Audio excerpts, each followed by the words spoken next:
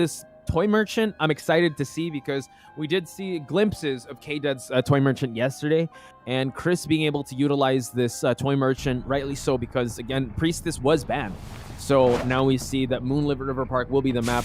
Hunter did spawn at Broken Carousel, will be making the rotations to that haunted house and trying to spot out his first target, which is Zero. Sees the blood marks already, and Zero might be dropping by here, but yeah, it is that forward, so he might have to utilize that football just to get away from this breaking wheel. Wow, fantastic area to be in as well from Zero right here. Just, you know, forcing the Dreamer to go for a different target, because just this area alone is so difficult for a breaking wheel to control. But this does not really hinder a Dreamer to find the next target, to actually find the mechanic that we were talking about. You want to go for the most optimized target right here, and being the mechanic with that strong decoding power is definitely something that you want to go for as Dreamer, as Hunter side right now. Fusion really trying to hit that survivor, but they have learned their lesson. We have mechanic already having 2 spikes hit, and this might be a 1 hit down on the mechanic, but the doll is in action. Yeah, the doll over there at the 2-story building, the haunted house. We do note that the toy merchant is in this area as well, focusing on the cipher that is near the first stop. So I wonder if Chris will be the one to go for the rescue here. Dreamer could actually chase her on foot since she is very close by, but I'm pretty sure she has set already her catapult for her to be able to maneuver in and around, but now goes back to wheel form to try and defend this chair. Again, the mobility and range of this Hunter is something to highlight, ladies and gentlemen. You saw how he was transitioning over to rocket chair, so that is a very, very good start so far from Dreamer right here. Yeah, and I think that's the mark of a great Hunter, like knowing when, all right, I'm not in the best area, so I gotta cut my losses and look for another target. And he was rewarded. Look at the toy merchant coming in from above, but the last effort was popped. It was a great effort by Chris. I think he set up a catapult at that second stop and utilized it to go for that rescue. Now Dreamer realizing, all right, I want to try to go for that double down situation, but I don't want to lose track of Websies. Websy now just moving over to this God-kiting area where the forward is, mind you. So this is going to be quite tough of a situation. Dreamer realizing, all right, I'm going to go back to that wheel form to try and just swat away this forward. Oh, now having the skill up and actually being able to utilize the spikes, and tries to hit the forward before he can attempt any rescues. Oh, has 2 spikes in. Now it's definitely a little bit more dangerous for the forward to go near Dreamer. Let's see how this plays out. We have forward being in the area, definitely putting pressure on the Hunter, and is not necessarily going in for that stun right away. Is gonna get the rescue right here. Again, forward cannot take that hit because he will go down, and at the same time we have the mechanic. Going for another stun. Wow, goes for the excitement, and now both are hit. Last effort popped on both sides. Zero trying to gamble it all with that hit, but the excitement was able to counter that stun. Excellent timing on that, by the way, because Dreamer didn't use the excitement right away. Really baited that forward to going for another stun, and now we see that Dreamer will be downing and sending the mechanic out of the game, and now we'll transition over to that forward if he can choose to, but it seems like he's going to go back to wheel form and try to find another optimal target to try to exhaust the self-heal of that forward. Wow, just really playing proactive when it comes to the late game, really knowing, all right, if I exhaust the self-heal of the forward, I'm gonna have an easier late game and I don't have to do the back and forth. But now concentrating on Zero right here. I mean, still with the wheel form, you can check out the area. You don't necessarily have to immediately go to the next target because you have the time. You can just transition so fast on the map that it doesn't really matter if you know, just take a look at other cipher machines and get a little bit of an overview where the rest of the survivors are before bringing the forward on the chair.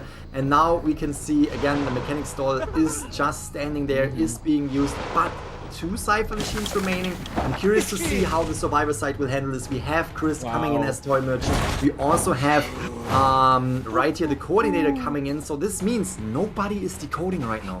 Yeah, that's actually a sigh of relief on the side of the Hunter. And you see how he was looking up constantly to see if there's any, well, rescues from above, but he sees that Chris, wow, able to go through the pallet there, and now sees that, all right, changing targets might be the most optimal thing. Dreamer now wanting to get another spike on Chris, and now we see that he's almost at full presence and able to get him in the trap. The toy merchant is down, and Dreamer still adding way more pressure here. The mercenary about to pop that Cypher over at the bridge area, so now one Cypher remains, but still anyone's game. There's still not that one game-changing moment on either side, so let's see how Garden of Eden will respond to this, because they are pretty well spread out, and it is the toy merchant that has the most mobility among these two survivors.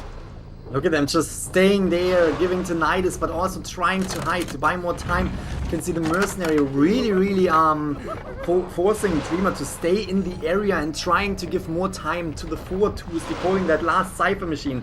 Question is, will mercenary be able to actually get the toy merchant off the chair, and will the forward be able to prime that Cypher machine to start the late game? Because that could be a really good situation for the survivors. If they are able to pop that Cypher with 3 survivors still alive, it's gonna be difficult to actually get out of here. Now we can see toy merchant is taking that.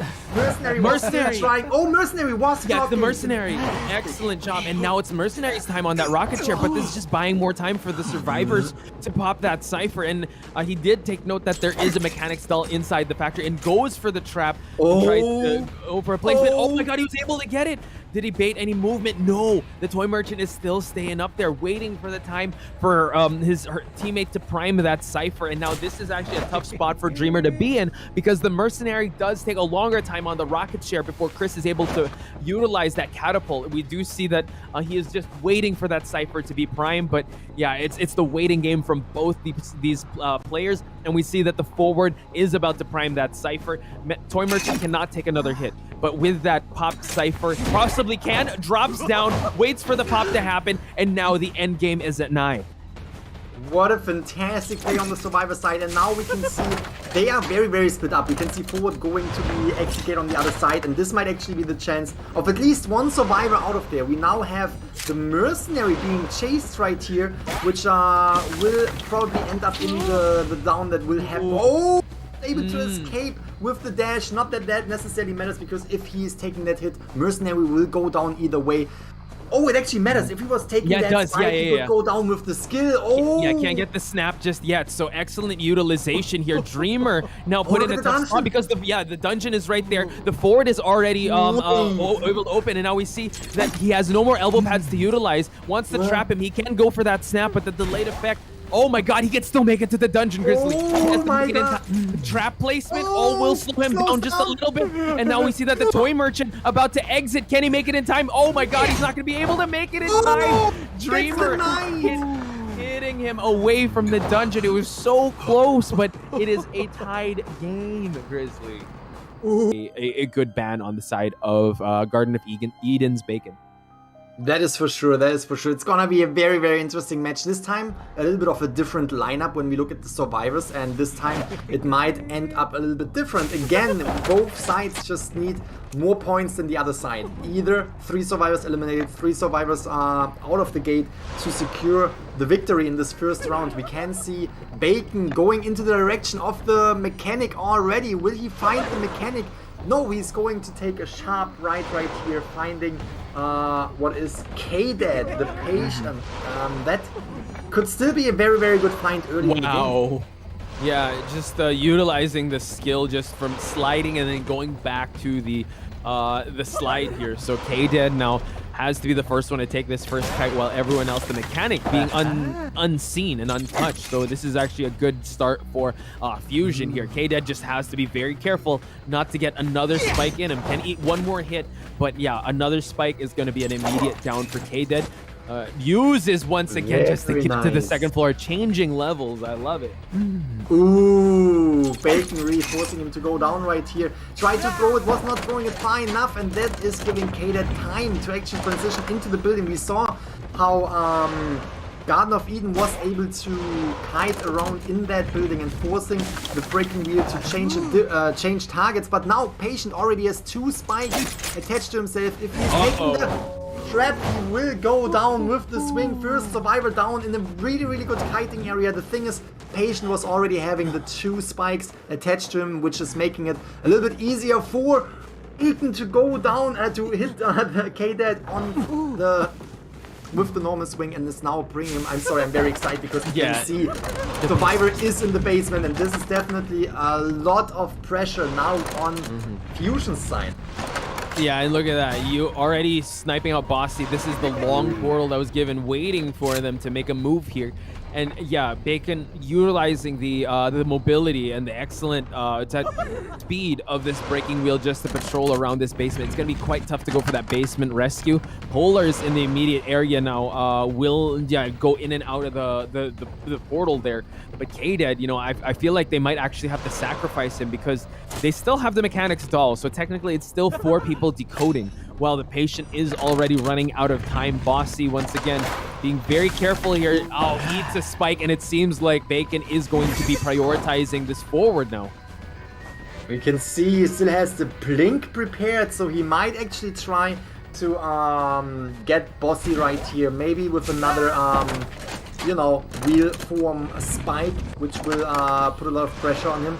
Oh, look at that. Cypher machines are popping. We're down to 2 Cypher machines. That is the power of a mechanic on the field. We still have 3 survivors on the ground, but will they be able to, you know, push to the last Cypher machine? Oh, look at that. 2 spikes. There is the blink coming in, and we have the mechanic down. But again, look at Ford bringing down that Cypher machine so fast. We are down to already 1 Cypher machine. I mean, at least a little bit. There we go. 1 Cypher machine remaining.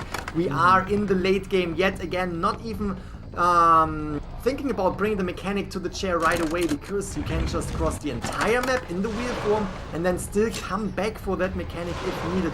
Fantastic job so far from both sides. Honestly, this is kind of like a deja vu map. 1 survivor is eliminated, now 3 survivors fighting. Was taking that spike. No, he avoided it. The first spike was given. So excellent by Polaris. And oh, now activates that. Tries to go for another swing. And now we see that the holy keys are not ready. But oh my god, the trap placement. Well placed by Bacon. And we see that the healing is being done by the mechanic. And Bacon going back to the wheel form here. Just trying to deny Polars to try and push for that for any ciphers and trying to down this priestess. Oh, trying to go for the train. Can he go for the train? Watch out. He's able to go for it. Did they press the second stop, though? Forcing Bacon to just travel on foot. Polars, though, able to go down at second stop. This is going to be quite the situation now. Bacon deciding to go to the left side, which, it just ignores completely and goes straight to just pressuring these ciphers.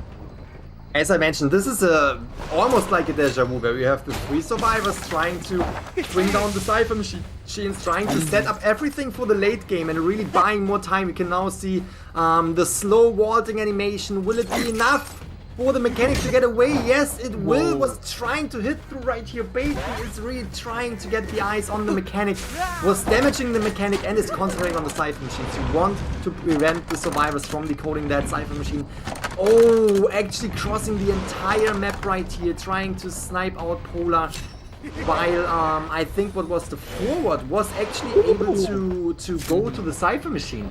Yeah, true. And also take note that Bacon did switch to peepers, and now... Oh, that might be a roller coaster right here. Yeah, and just utilizing the holy key. We do see that the mechanic install is also working with that forward. Almost halfway done with that cipher that is near the broken carousel. Bossy now has some football to utilize to get away, and now we see that the mechanic's doll will be sniped out. Fully fed Bacon now, like full presence now. We see that he is planting these peepers down, but look at that, the priestess, they're so good at separating the attention away from each other, and now he's forced to go back into will form to try and defend. Can Bacon pop it in time? He's already being very careful and running away. Bossy now eating some spikes as well as the mechanic's doll, and Bacon really zoning in on this area while you see that the priestess is transitioning to pop this 1 cipher. That forward will go down if the skill is activated and is taking these spikes with him and he is on the floor. He will be on the chair. Fantastic job from Bacon. Now he has to be careful though, because two Cypher machines are almost primed, I would say. They are just waiting there. Doll is down, cannot necessarily be helpful when it comes to the Cypher pop, but on the other side we have the Priestess being ready. And again, Deja Vu, 3 survivors still alive. They are trying to rescue the 1 survivor from the rocket chair, and they have that 1 Cypher machine primed. He might go down, but he still will be able to get that rescue. Oh! Nice rescue, did not even take the hit, which is definitely in favor of the survivors. Goes for the pop, and now they're trying to push for the end game. He's going to go to wheel form. The dungeon is in this area, and it seems like he is focusing on this mechanic while the forward tries to open the exit gate on this side of the map. Sussy buying so much time just trying to frustrate Bacon into going to up the slide, and still no detention, mind you. So this mechanic can't eat a normal hit. Will is trying to transition away, and now the exit gate is about to open.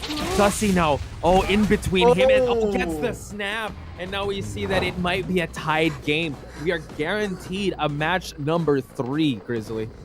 What? I can only repeat myself. What a deja vu. It was literally the same lineup right here. We had the survivors on both exit gates. Would not give Samu that time to use that heal from the psychologist. So this is actually a great counter to that. And now we see that Webzy on that seer again can get nullified with that with those chain bomb hits. So I'm excited to see how Dreamer will be which is the first target he's going to be going for. Spawns in the middle of Wedding as well as Graveyard, and now goes to top Broken immediately, and Chris already feeling that heartbeat.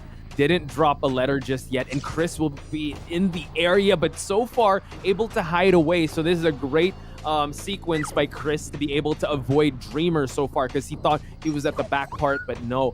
Dreamer now trying to look for this optimal target. He did bring Blink, if I see that correctly, and now sees that there are track marks here, and it is the forward that he'll be locking into, being chased out of the church.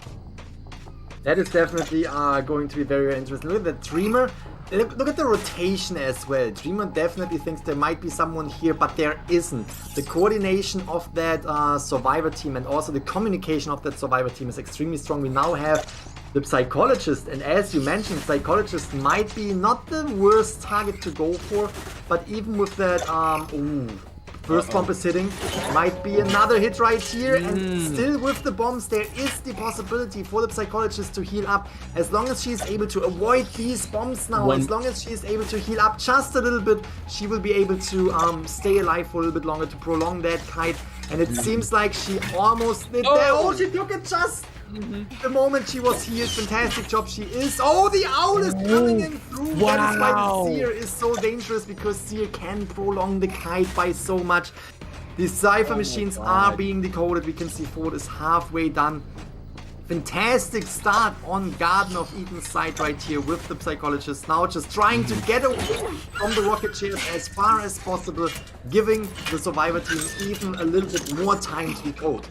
Yeah, that was a great sequence by the Psychologist, really utilizing the entire arsenal of that Psychologist. But we do see that Dreamer is almost fully fed. Goes for the stun. Nice stun by the forward Zero, and now rescues early. And now, oh my god, that was so close. That was too close, Grizzly. Able to vault, utilizes the blink already, and now tries to drop more bombs. Last effort will be popped, but note that the forward is still in the area to harass and try to, you know what, just have a balloon stun, but now will be spotted out, and Dreamer wants to focus on, you know what, chairing the Psychologist in peace, and the basement is also here, so this could be a potential basement. Also, there is a chair right outside the shack area. Zero has to be very careful not to eat any hits so he can go for another rescue, but I'm curious to see if anyone else has tied, since Zero already used up his tide turner. And I just want to highlight this. That was a fantastic blink, because with that blink, there was no time for the Psychologist to go anywhere. Dreamer was right behind her. Even if the hit was not coming in immediately, there was not enough time to go to any pellets. There was not enough time to go to any window, and therefore securing that hit, because it doesn't really matter if that hit happened right away. Tide turner was still in effect. And it seems like the psychologist is now sitting on the chair, and we still have 3 survivors on the field, and 2 Cypher machines have to be decoded. So this is definitely a great opportunity for the survivor side to put pressure on Dreamer right here and to secure survivors that will go later on in the game out of the gate. So that is, as I said, it's going to be very, very head-to-head between these 2 teams. Dreamer trying to find their next target. We had the survivor in the church, what I think was the postman, just giving tinnitus and just giving Dreamer the ear that just tells him someone is there, but not really knowing where is definitely making it difficult for Dreamer to snipe out the survivors. Now we have the forward kiting doing a fantastic job, utilizing most of his football. Yeah, because again, he needs to get out of dodge. They want to be able to preserve their health and try and, as much as possible, to just keep him away. We do see the postman sending another letter while still focusing on decoding almost at halfway mark. Websy now at the top broken part, gets eaten by the bomb hit, and now is at 25%. It's at, well, he ate that 25% hit. Websy now trying to transition to the graveyard area, standing into this bomb range a little too long. One more hit, one more melee hit with, oh, I think he lost sight of him. Oh, wow, yeah, the Seer able to make that transition. Dreamer losing sight of that Seer, and now this is a huge opportunity for Garden of Eden to try and capitalize on this. Goes for the teleport right away and try and stop the Cypher rush, but that Cypher pops in time, and Dreamer now trying to find the other Cypher that is already wiggling. You see that the Seer was able to transition to the graveyard area, and the postman is immediately here, giving that tinnitus, and now Dreamer trying to capitalize on this teleport.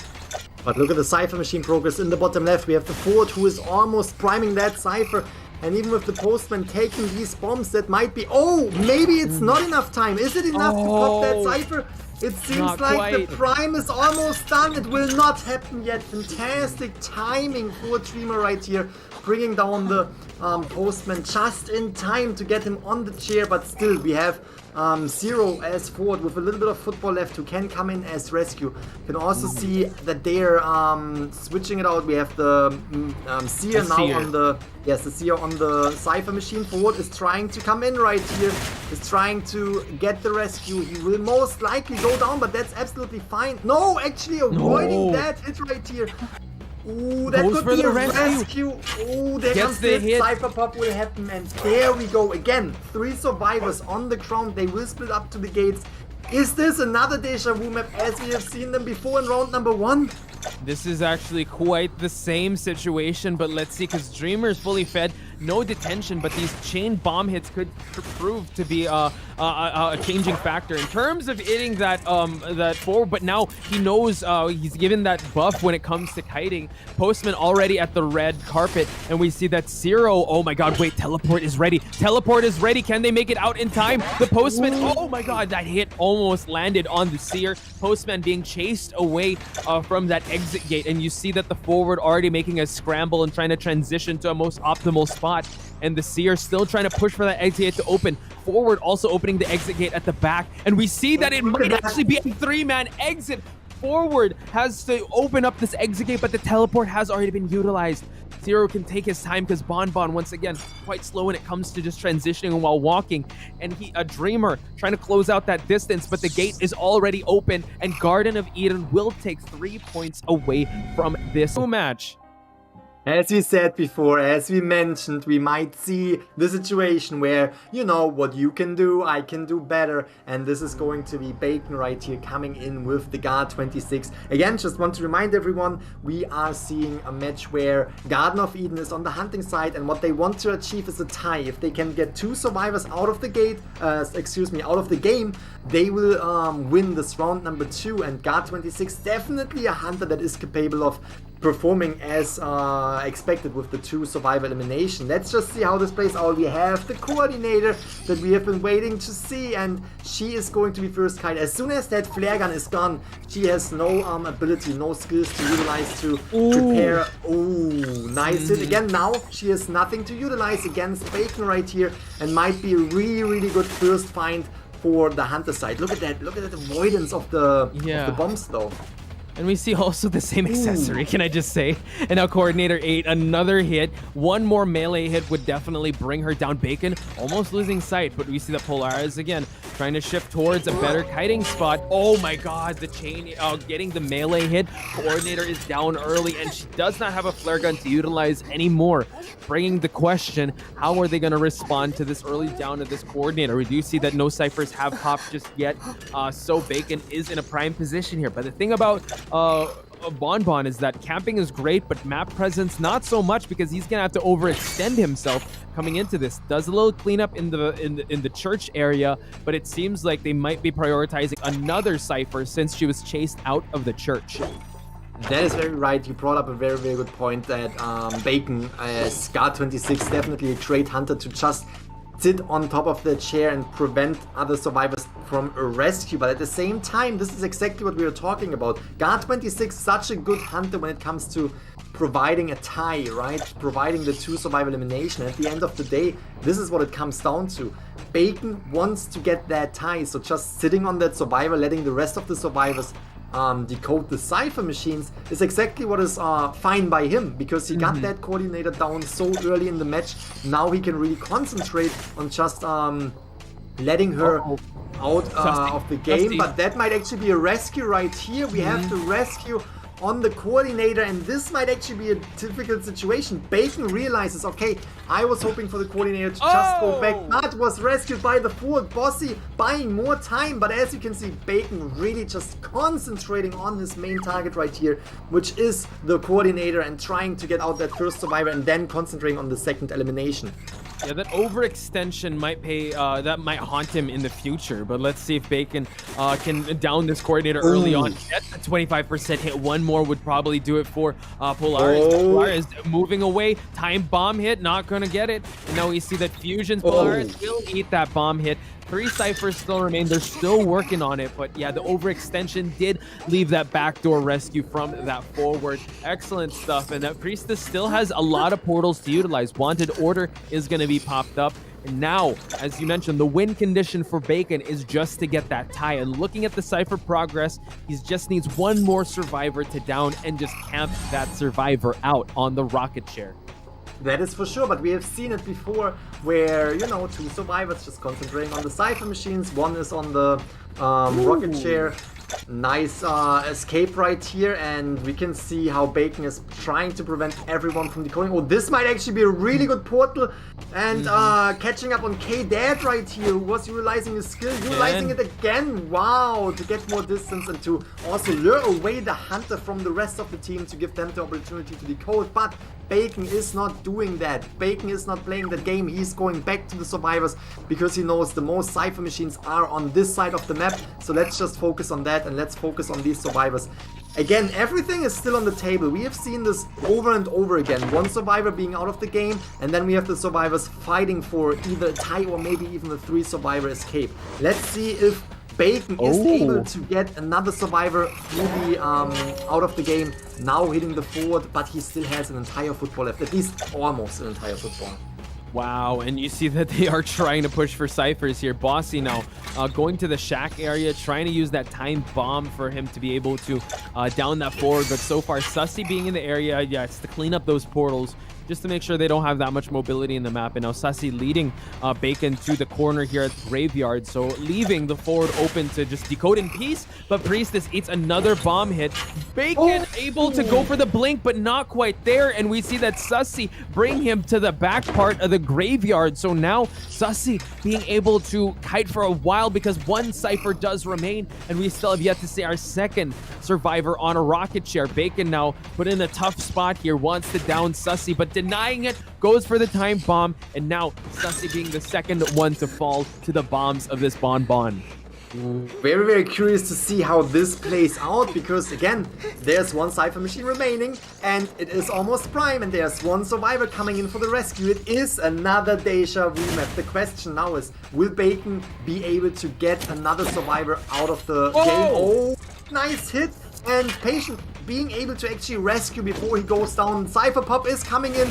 Again, the question is, will Bacon be able to look at that, transitioning to that dungeon and away from the exit gate? Oh, the thing is, oh my god, nice pallet drop, but he has detention. This was actually something that was changed up. Bacon realizing that I need to bring this detention just to get that tie, and it looks like he's gonna go for Bossy this time, who is spotted here at the back exit. So he just needs one more survivor for Garden of Eden to take this game. Can he do it? Bossy utilizing the football to go and transition towards that window, eats 2 bomb hits, and now one more hit will drop this forward. Can he do it in time though? Not much skills. The dungeon is there. Bossy making sure to go for the window vault, but goes for another one, but Bacon cutting away the forward from trying to go for that dungeon. Again, the tension is still pretty present here. Goes for another hit. One more bomb hit would do it. It seems like the bombs are doing the work instead of the melee hit, Grizzly. That is going to be so intense. The dungeon is nearby. He could reach the dungeon, but will he reach it? The bomb comes in and the placement decides this match as a tie. We have their hands full. Again, they want to go for just a tie, but Sculptor is known for just getting 4Ks consistently on numerous hunters here in this tournament. So we're gonna head right into the match, ladies and gentlemen. Already spawning at corner house is Dreamer. So most optimal find would be that prisoner who is at the 2nd floor. And we do see that the Gravekeeper is in the immediate vicinity here. So will a Dreamer be fully committing and trying to go to the fake gate here? Does see that the connection is happening already, and Dreamer, going for the Gravekeeper, already utilizing the shovel, just have a safe fight, but it gets him out of it immediately. What a play. We can see that the Gravekeeper was already throwing down that pallet just to have a better area to kite around with the shovel, but getting him out with the statues, with the precise statues right here, that is definitely putting Dreamer in a very, very good situation, because now, the portals are still coming in, but Dreamer definitely having the chance to get that Gravekeeper right here. The pallets are down, trying to get more distance between Gravekeeper as well as the Sculptor. Now utilizing that skill again, trying to provide more and more time for the rest of the team to decode these Cypher machines. But this is definitely going to be a difficult situation, and Dreamer might get him out of the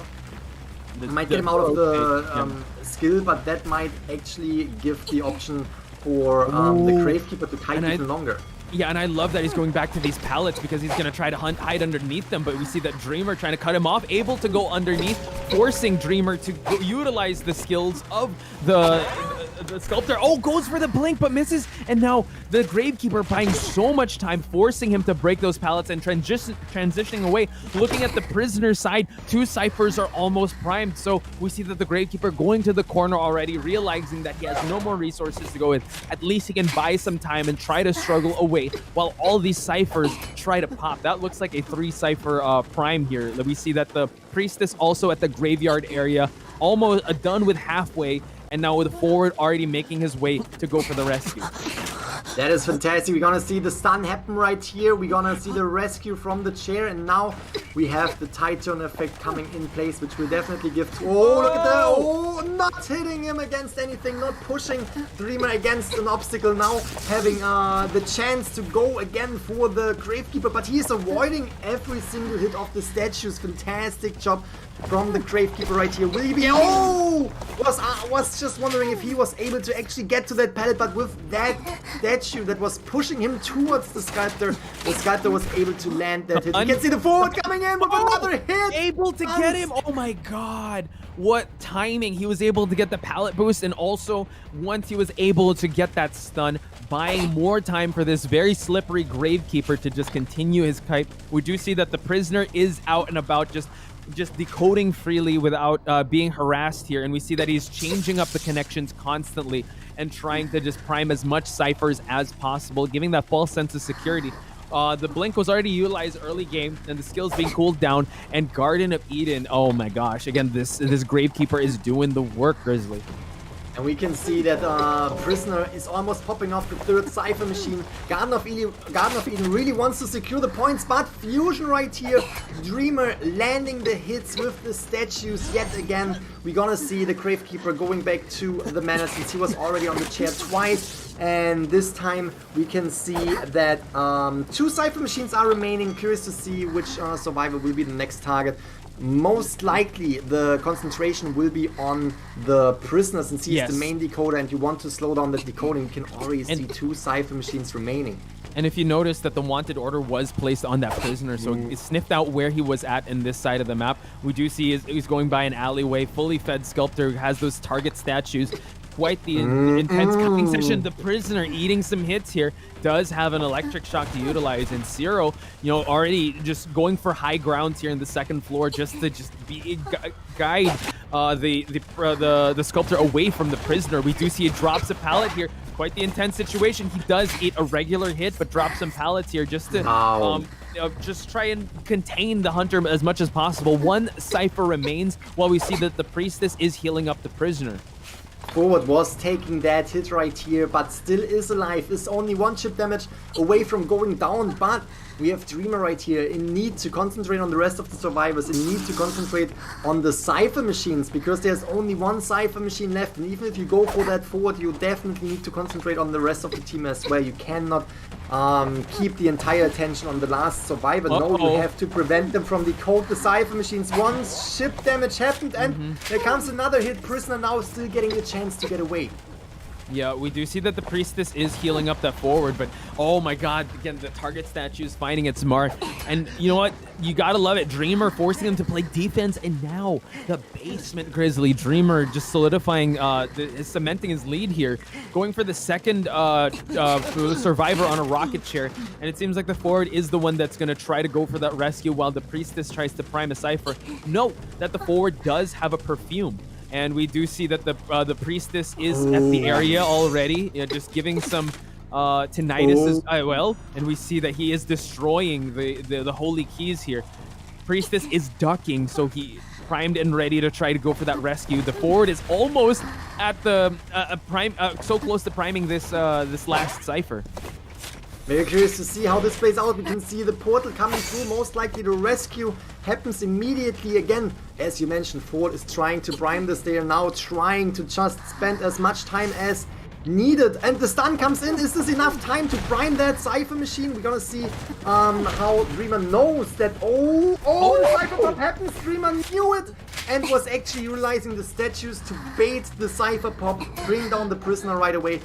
Fusion definitely does not want to give points to Garden of Eden right now. Definitely wants to come back and take home the victory right here. Fantastic job so far. Question now is, will Fusion be able, will Dreamer be able to secure more survivors, or will we see a 2 survivor escape? Fantastic job, Forward, halfway down.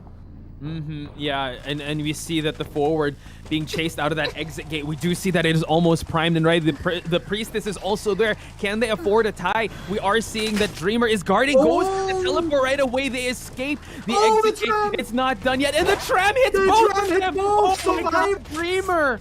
He hit both of them. Triple down. Wow! No way this just happened. The teleport was forcing the survivors away from the gate just in the moment when the tram was coming.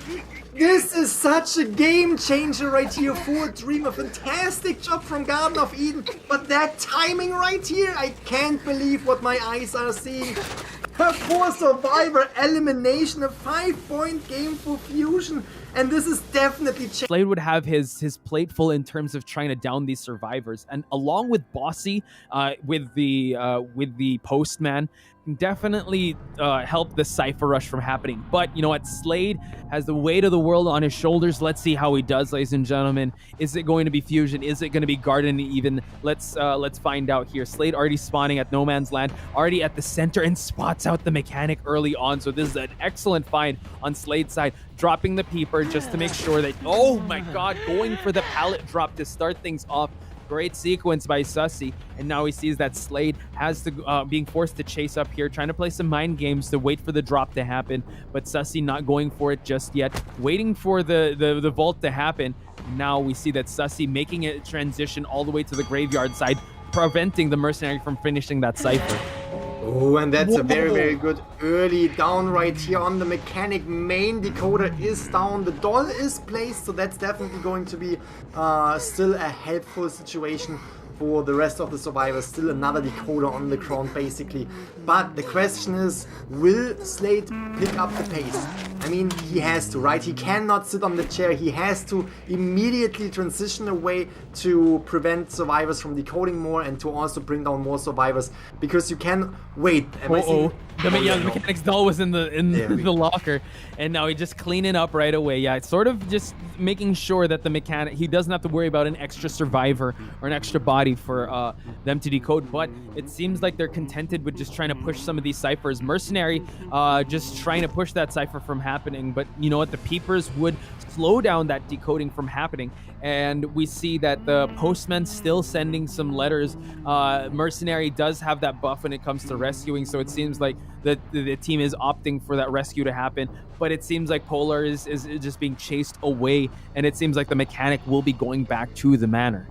Fantastic job. And I mean, that is definitely something that is predictable, because Team Fusion now really concentrates on these ciphers. You know, like one survivor is down, it is our main decoder, but our priority is to just finish up these ciphers. So let's not concentrate on rescuing. Let's really focus our entire survivor power on decoding, because that is what we need. We need one survivor out of here. We need to decode. We need to get... Oh, there comes it on the patient.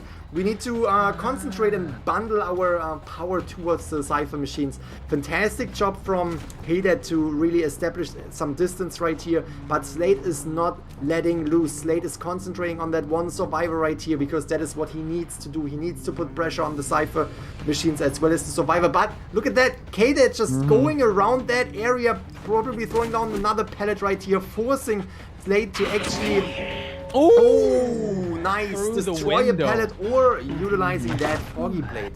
Yeah, awesome a sequence there on the side of Slade. Didn't want to continue the rotation around this side of the map. We do see that the postman is close to priming that cipher. And note that the mercenary has still yet to use his tide turner. And Bossy in the immediate area here might be chased away, because it's too risky to try to push for that cipher, while the mercenary still has 3 of his elbow pads to utilize. And now we see that Bossy is being chased away, and the mercenary is on the case here, goes for the rescue. Slade, knowing that the mercenary is there, will probably go back. He already knows that he already went for the postman, but it seems like he is just trying to decide where he's going to go for. And K-Dead might be running straight into the Ripper.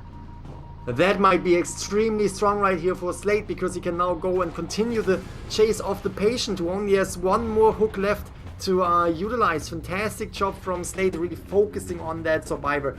Also, fantastic job just hitting the postman and then going back to the patient, because that could be what a jump. Still, there's not a lot of area for the patient right here to get away, to kite around. The patient goes down. Kadet now being on the chair for the second time. We're gonna see the concentration on the rocket chair that is closer to the cipher machines, just so Slade can catch up on the rest of the survivors. We do see that Bossy is opening up a chest there, and know that Bossy wants to push that last cipher from happening, and the mercenary is probably going to go for that rescue once again. You saw that the postman was prepping for that dog bite, and now just the tinnitus is popping up. Still opening up that chest is the postman, and now we see that Slade is camping this cipher, wants to try to double hit this mercenary, and the mercenary being very careful to time this rescue right, and we see that he's really going down to the fire. But able to get the rescue. The mercenary will be falling down. 2 ciphers still remain, so this rebound kite really needs to happen for the side of Fusion. Can they do it, Grizzly? Fantastic job right here. We're gonna see how Slade is gonna perform right now, because Slade really needs to get K-Dad down as soon as possible, because if he is able to bring him down, he can concentrate on the rest of the survivors. The terror shock is happening. That means that this survivor will go back to the manor. We can see in the bottom left, cipher machine is not primed yet, but this prime might actually, this cipher machine might actually help up the mercenary, and they can still split up to both exit gates, securing that one survivor escape they really need. We can see Bossy going away from that exit gate, while Polar is going into the direction. Slade is trying to hunt down Polar right away. Very, very curious to see how this is playing out. Oh, Polar's found the Mechanics doll, and now we see that he's the one. The Mechanics doll is the one opening the exit gate. Polar's though gets sniped out early, and we see that the Mechanics doll is opening that gate, and we see he still has the elbow pads to utilize. Excellent utilization of the skills here, and we see that the Postman opening up the exit gate on the other side of this map. Polar's hoping that the dungeon's gonna open, but it's not close from happening. Mercenary is falling down, and we see that he will be chairing the Mercenary, but we see that the Postman able to escape, and Fusion, ladies and gentlemen, will be moving on in this tournament. That is exactly what they need. They need one